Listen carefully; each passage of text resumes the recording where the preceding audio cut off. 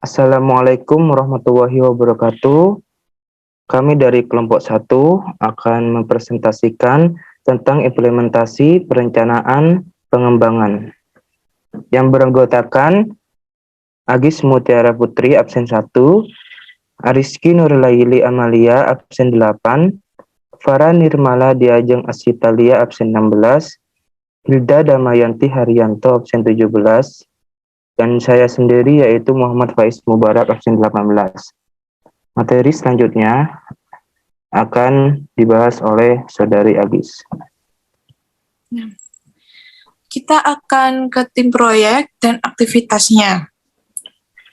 Proyek pengembangan bisnis mengikuti dari tahapan-tahapan yang dipertimbangkan dalam bab sebelumnya. Tahapan analisis persyaratan kemampuan, analisis prakelayakan, dan analisis kelayakan menetap kebutuhan. Persyaratan aset, rencana proyek dan kasus bisnis yang mencakup semua aspek kapabilitas dan dukungan logistiknya. Anggaran proyek akan disiapkan dan disetujui. Langkah selanjutnya adalah melakukan akuisisi atau pengembangan. Next. Kita akan ke fungsi tim. Beberapa peran dapat dibagi di seluruh proyek, tergantung pada volume pekerjaan yang terlibat. Dan tim proyek meliputi 1. Manajer proyek, 2. Asisten manajer proyek untuk area anak perusahaan utama secara geografis atau teknisi, yakni sistem mekanik, sistem kelistrikan, sistem instrumentasi, konstruksi situs, manajer dukungan logistik, dan penyusunan jadwal, manajemen komersial, manajer kontrak, dan staf teknisi dan administrasi yang mendukung hal-hal di atas sebagaimana disyaratkan oleh volume pekerjaan. Nah, sekarang akan dilanjut oleh teman saya, yaitu Kiki. Baik, selanjutnya saya akan membahas tentang manajemen proyek. Perangkat lunak manajemen proyek standar harus diadopsi sebagai bantuan untuk mengelola proyek besar apapun. Perencanaan diperlukan untuk yang pertama kegiatan, yang kedua sumber daya, yang ketiga jalur krisis, yang keempat alokasi sumber daya, dan yang terakhir standar prosedur akuisisi. Selanjutnya kegiatan proyek. Yang pertama, buatlah rencana manajemen proyek untuk pengembangan, termasuk daftar kegiatan dan jadwal. Yang kedua, buat dokumen spesifikasi fungsional dan kriteria seleksi untuk tender. Yang ketiga, gabungan melalui persyaratan dukungan kehidupan. Yang keempat, buat daftar kepentingan jika diperlukan. Yang kelima, buat permintaan untuk dokumen tender. Yang keenam, evaluasi tender dan proses pemilihan pemasok. Yang ketujuh, uji prakontrak dan evaluasi terhadap spesifikasi. Yang kedelapan, negosiasi kontrak dan kesepakatan, perolehan atau akuisisi, pengelolaan aset dalam pembangunan. Yang terakhir, dan lain-lain. Selanjutnya, tonggak-tonggak proyek. Yang pertama, persyaratan ditentukan. Yang kedua, spesifikasi desain atau akuisisi selesai. Yang ketiga, tender selesai. Yang keempat, pengujian dan evaluasi prakontrak selesai. Yang kelima, kontrak biarkan. Yang kelima, yang keenam, pemasangan selesai. Yang ketujuh, commissioning selesai. Yang kedelapan, pengujian pra penerimaan selesai saya. Yang kedelapan, penerimaan terakhir, dan yang terakhir operasional. Selanjutnya, evaluasi supplier. Sebelum berkomitmen pada pemasok, nilai potensi kemampuan pemasok perlu dilakukan. Ini akan melibatkan penilaian kompetensi teknis dan manajerial, kelayakan keuangan, rekam jejak, dan potensi masa depan. Selanjutnya akan dilanjutkan dengan teman saya, Farah.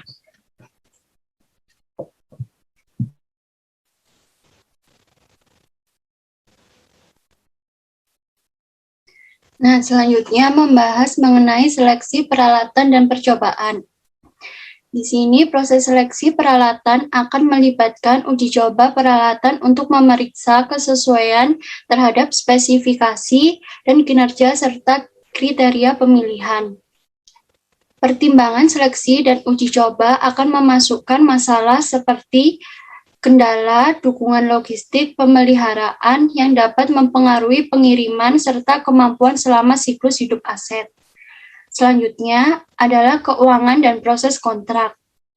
Yang pertama, capital project. Yang kedua, project definition, benchmark, and risk factor. Yang ketiga, potential supplier identify.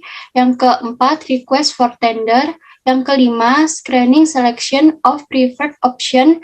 Yang keenam, negotiation and due diligence of bidders shortlist. Yang ketujuh, revise shortlist. Yang kedelapan, select preferred bidders contract negotiation. Dan yang terakhir adalah kontrak. Next.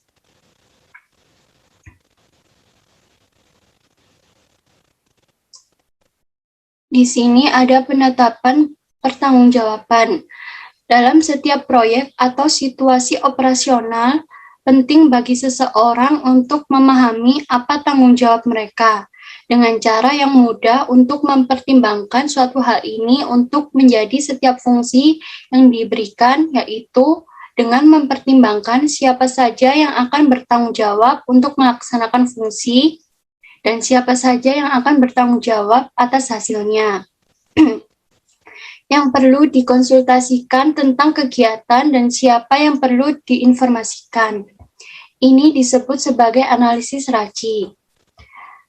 Nah, suatu RACI itu bisa disebut dengan suatu matriks yang dapat menggambarkan peran sebagai pihak dalam penyelesaian suatu pekerjaan dalam suatu proyek atau proses bisnis. Nah, dalam RACI itu terdapat bahan RACI, yaitu bagan di mana kolom berisi fungsi personil dan baris berisi aktivitas. Sel berisi satu atau lebih atau huruf R, A, C, dan I. Untuk R itu bertanggung jawab. Maksudnya adalah orang yang melakukan tugas atau pekerjaannya. Untuk A itu tanggung gugat, yaitu orang yang bertanggung jawab dan orang yang mengambil keputusan atas pekerjaannya. C itu dikonsultasikan, atau konsultan, atau orang yang bisa untuk diajak berkonsultasi dalam mengambil keputusan. Dan yang terakhir itu I, diinformasikan sebagai orang yang bisa mengambil saran untuk keputusannya. Next. Di sini terdapat contoh yang berkaitan dengan proyek akuisisi peralatan. Seperti tabel ini itu bisa dilihat bahwa pertemuan jadwal dan anggaran itu terdiri atas manajer proyek, manajer kontrak, manajer logistik dan support, dan perwakilan pengguna peralatan. Nah, di sini itu sudah terdapat bagian-bagiannya sendiri. Hal tersebut itu berkaitan dengan kegunaan RACI untuk organisasi atau perusahaan sebagai pengidentifikasi beban kerja yang telah ditugaskan pada karyawan atau bagiannya tertentu. Selanjutnya, untuk memastikan bahwa karyawan baru terjelaskan tentang peran dan tanggung jawabnya. Yang ketiga, untuk mendistribusikan pekerjaan antar pihak agar mendapat efisiensi kerja yang lebih baik. Yang keempat, untuk memastikan bahwa proses tertentu tidak terlalu dominan. Yang kelima, menemukan keseimbangan yang tepat antara garis dan tanggung jawab pada suatu kegiatan atau proyek. Dan yang paling penting itu agar tidak terjadi miskomunikasi antar sesama. Next. Selanjutnya akan dijelaskan oleh teman saya, Hilda.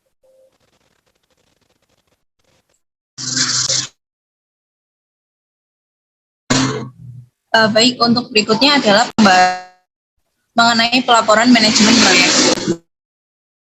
Untuk topik dari pelaporan manajemen proyek sendiri, topik yang dibahas adalah yang pertama mengenai laporan ikhtisar keuangan. Bisa berupa bulanan, kumulatif, maupun ramalan cuaca. Yang kedua adalah mengenai laporan ikhtisar proyek berupa kemajuan hingga saat ini, perkiraan dan risiko. Yang ketiga, aktivitas terbaru dan kegiatan yang segera datang. Yang keempat, dukungan logistik dan dukungan, laporan ikhtisar. Yang kelima, laporan kemajuan anggaran modal, dan yang terakhir adalah laporan ringkasan proyek. Kemudian mengenai laporan ikhtisar keuangan. Nah, untuk laporan ikhtisar keuangan berisi informasi berikut ini.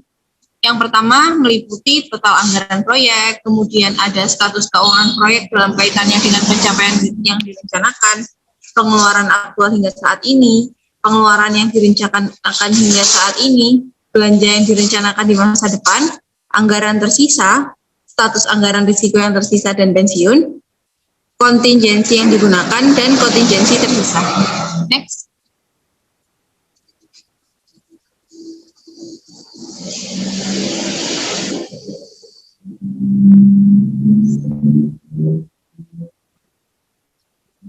Pembahasan berikutnya adalah mengenai proyek monitoring kemajuan.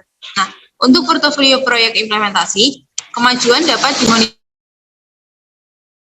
dengan bantuan laporan kemajuan satu baris per proyek yang menunjukkan status sehubungan dengan fitur-fitur berikut. Simbol lampu lalu lintas atau simbol wajah tersenyum dapat digunakan untuk memberikan ringkasan visual cepat status proyek. Nah, berikut ini adalah beberapa indikator terkait dengan proyek monitoring kemajuan, yaitu ada kemajuan fisik relatif terhadap rencana, status keuangan relatif terhadap anggaran, tingkat keparahan masalah saat ini, keparahan risiko, dan perkiraan keuangan. Sedangkan untuk manajemennya itu kemudian harus menelusuri lebih detail tentang fitur-fitur yang kurang berfungsi. Ketika proyek berlangsung, pemantauan harus mencakup poin-poin berikut. Yang pertama, ringkasan bisnis plan, latar belakang dan tujuan proyek, status proyek keseluruhan saat ini, status dalam kaitannya dengan tanggal dalam layanan, jadwalkan kemajuan ya untuk setiap kegiatan tertunda dan efek mereka, status anggaran yang direncanakan versus aktual, proyeksi anggaran, kontingensi yang digunakan dan tersisa, dan lain-lain. Next.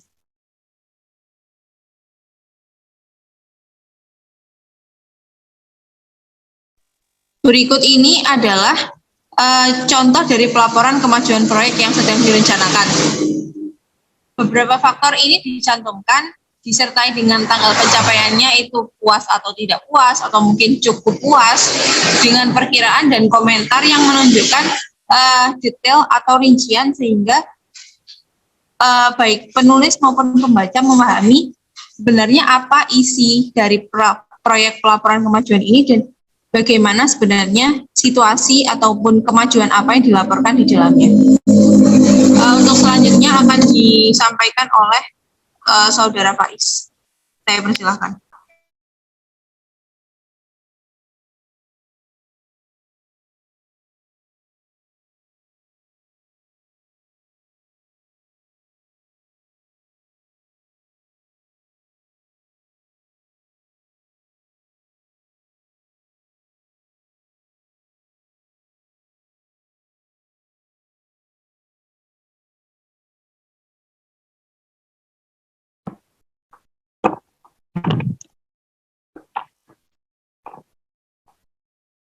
Proyek manajemen portofolio. Pada suatu saat, sejumlah proyek akan aktif dalam rencana pengembangan bisnis. Proyek-proyek ini terdiri dari portofolio pengembangan aset. Untuk menggambarkan portofolio proyek dapat disiapkan tabel yang antara menginformasikan ringkasan status mungkin dalam bentuk seperti lampu lalu lintas, dengan warna merah menunjukkan proyek yang bermasalah, hijau untuk memuaskan, dan amber untuk di antara keduanya. Untuk detail lebih lanjut dapat merujuk pada laporan yang berkaitan dengan proyek minat tertentu. Selanjutnya yaitu pengujian aset dan pengenalan pelayanan. Poin pertama yaitu pengujian pabrik baru melibatkan pembangun atau pengembang dalam memulai dan mengoperasikan pabrik secara percobaan untuk memeriksa fungsi dan operasi yang memuaskan.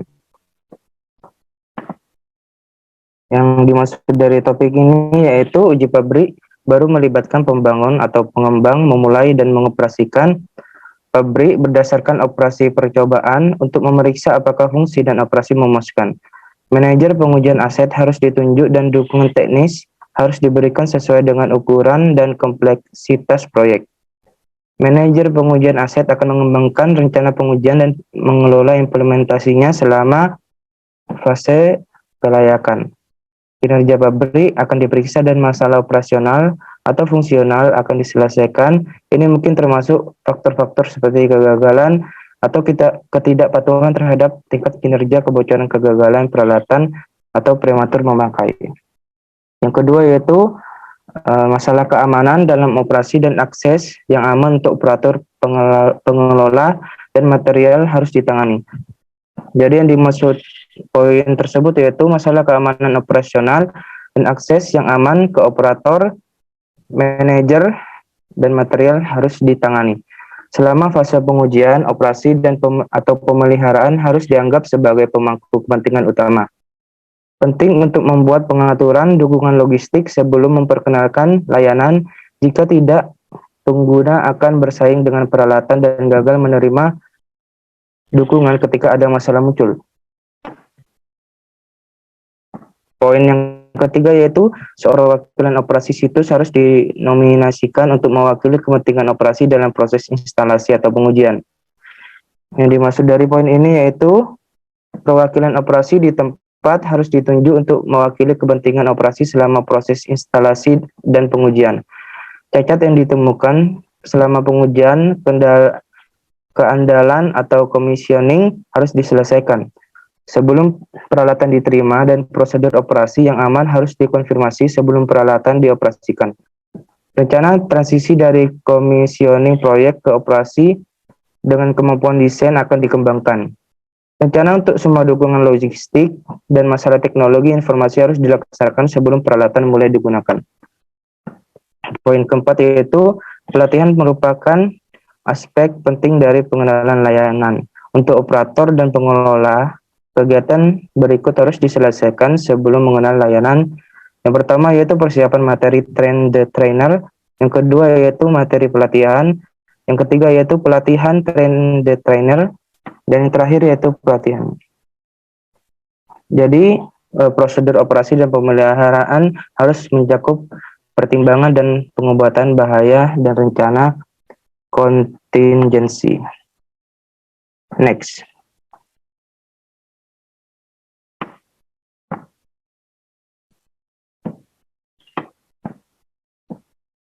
Selanjutnya yaitu manajemen perubahan.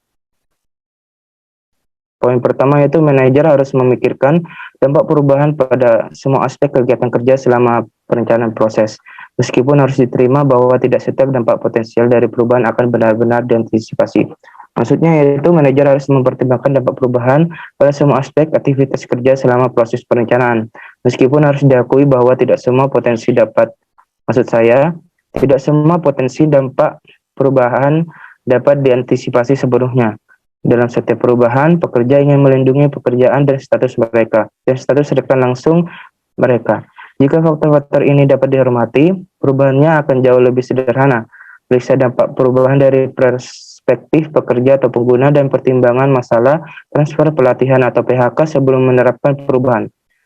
Studi percontohan aplikasi eksperimen ruang lingkup terbatas dan perubahan evolusioner dapat membantu. Yang kedua yaitu manajemen harus siap untuk bertanggung jawab atas keputusan sulit apapun yang mungkin diperlukan. Namun pada akhirnya, manajemen harus siap untuk bertanggung jawab atas setiap keputusan sulit yang mungkin diperlukan. Setelah memutuskan perubahan, pelatihan tentang konversi, proses, dan prosedur saat ini harus diberikan. Libatkan supervisor dan pemangku kepentingan lainnya, karena kepemilikan lokal atas solusi sangat penting. Kembangkan perangkat implementasi yang mencakup semua alat dokumentasi dan prosedur pelatihan yang diperlukan. Yang terakhir yaitu bahaya poin pada pelaksanaan perubahan yang diinginkan terjadi pada penarikan tim implementasi dan pada saat istirahat dalam kegiatan, seperti shutdown pabrik atau periode liburan. Maksudnya itu selama keluarnya tim implementasi dan gangguan kegiatan seperti penutupan pabrik atau liburan, titik-titik berbahaya untuk mendapatkan perubahan yang diperlukan akan terjadi, kecuali jika perubahan ini diselesaikan dengan benar. operator dapat kembali ke cara lama dalam melakukan sesuatu dan kehilangan manfaatnya. Demikian presentasi dari kelompok kami. Mohon maaf apabila ada kesalahan. Terima kasih atas perhatiannya. Wassalamualaikum warahmatullahi wabarakatuh.